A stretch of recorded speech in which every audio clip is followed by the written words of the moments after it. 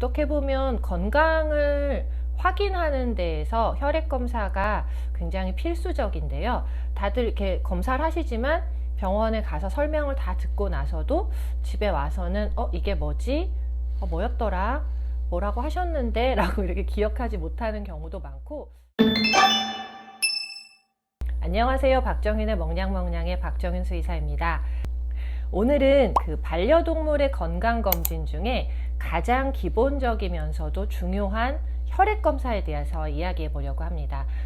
혈액검사의 종류는 굉장히 여러 가지가 있습니다. 사실 가장 기본적인 것은 혈구검사 그리고 혈청검사인데요. 이것들은 예를 들면 기본적인 신체 장기의 어떤 상태를 아는 거지, 호르몬이나 흔히 말하는 심장사상충이나 이런 것들은 좀 별개의 혈액 검사를 요합니다. 먼저 CBC 검사, 그러니까 혈구 검사인데요.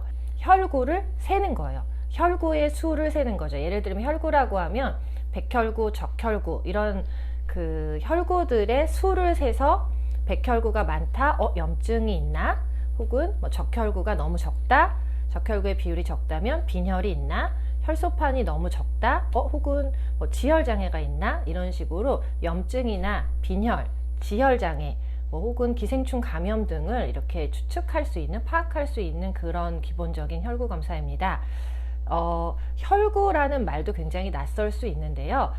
도움이 되실 만한 제가 영상을 하나 소개시켜 드릴게요. 저는 저희 병원 간호 선생님이나 매니저 선생님들한테 얘기할 때 일본 애니메이션 중에 일하는 세포들이라는 그 애니메이션이 있습니다. 블랙 버전 말고 화이트 버전들이 있는데요. 거기에 보면 이 적혈구, 백혈구, 혈소판, 마크로파지 이런 것들이 전부 다 어떤 일을 하고 있고 어떤 역할을 하고 있는지가 굉장히 재미있고 알기 쉽게 이야기가 되어 있거든요.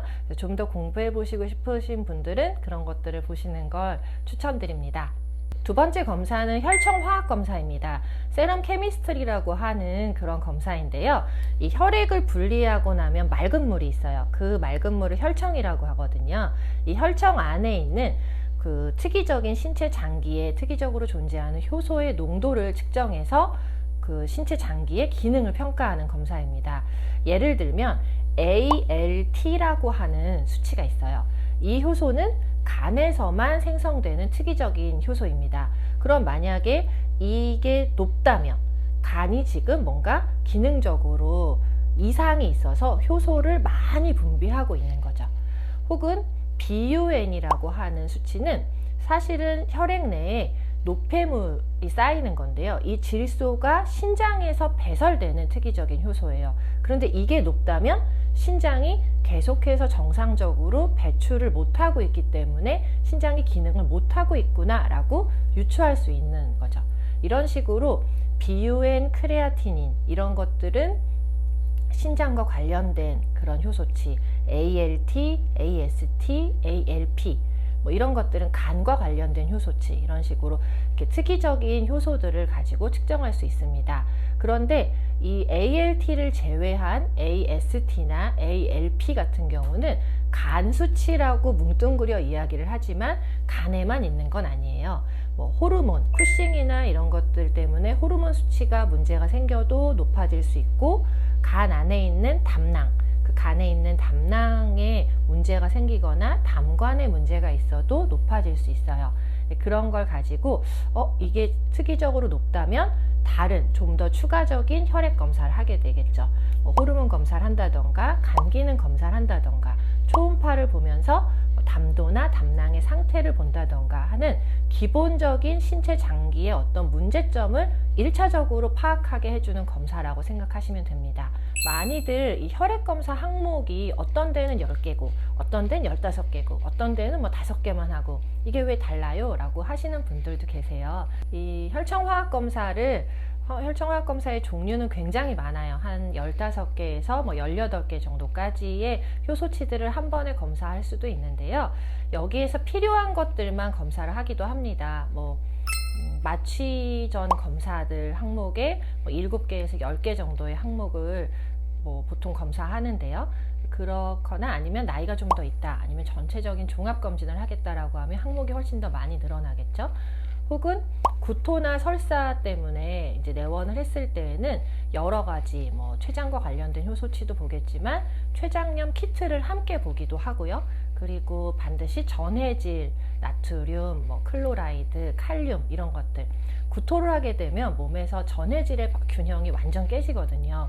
그래서 수액을 맞을 때 어떤 식으로 전해질을 교정해 줘야 하는가, 이런 것들을 보기 위해서 전해질이 필수적입니다. 그래서 항목을 무조건 줄인다고 사실 좋은 건 아니에요. 이게 뭐 기본적인 필수 검사들이 있지만 그거 외에도 전혀 모르는 곳, 뭐 전해질을 검사하지 않고 아주 기본적인 효소치만 검사를 했는데 뭐 간, 신장, 혈당 이렇게만 봤는데 여기선 문제가 없어도 칼륨에 문제가 있다던가, 아니면 인이나 혹은 뭐 알부민이나 뭐 이런 것들에 문제가 있을 수도 있거든요. 그래서 가능하다면 10가지 이상의 항목을 검사하시는 걸 저는 좀 개인적으로 추천을 드리고요. 단 아주 어린 아이들 있잖아요. 한 4살 미만의 아이들이 뭐 중성화 수술을 한다던가, 건강한 아이들이 그냥 마취나 이런 것을 간단한 뭐 수술을 하기 위해서 마취전 검사를 할 때에는 항목을 상위에서 줄이는 것도 괜찮습니다. 마지막으로 이 혈액 검사를 할 때 오늘 건강검진 하는데 그냥 가서 피나 한번 뽑아볼까? 뭐 이렇게 가시는 분들도 아주 드물지만 계세요. 근데 저는 개인적으로 그것보다는 건강검진 우리도 할 때 금식하잖아요. 이 금식을 하는 이유가 바로 혈액 검사 때문이거든요. 물론 뭐 엑스레이나 초음파나 혹은 마취를 하는 검사 때문에 속을 비워야 되는 경우도 있지만 단순히 위를 비우는 그런 것 뿐만 아니라 뭐 간식을 조금 먹고 간다던가 했을 때 혈당치가 높아진다던가, 특히 콜레스테롤 그리고 간 수치, 간은 소화기관이에요. 어떻게 보면 대사를 하는 기관이다 보니까 음식을 먹고 가게 됐을 때 열심히 간이 움직이고 있다면 간 수치가 높아지겠죠. 그러면은 사실은 이 아이가 건강한데 간에 문제가 없는데도 금식을 했다는 가정하에 간 수치가 높은 걸로 평가가 될 수 있어요. 그래서 최소 6시간에서 8시간 금식을 하고 가는 거고요. 이 금식의 기준은 병원마다 다르고 검사를 하는 것마다 다르기 때문에 검사 전에는 꼭 이렇게 병원에다가 문의를 하셔서 같이 좀 그 구체적으로 몇 시간 금식을 해야 되는지 안내를 받으셨으면 좋겠습니다. 어떠셨어요? 가장 기본적이지만 많이들 헷갈려 하시는 혈구 검사와 혈청 검사에 대해서 아주 간단하게 살펴봤는데요. 다들 알고 계시는 내용일 수도 있고요. 혹은 처음 듣는 내용이신 분들도 있을 겁니다. 어쨌거나 우리 아이의 검사들 다 돈 내고 하는 검사들이잖아요.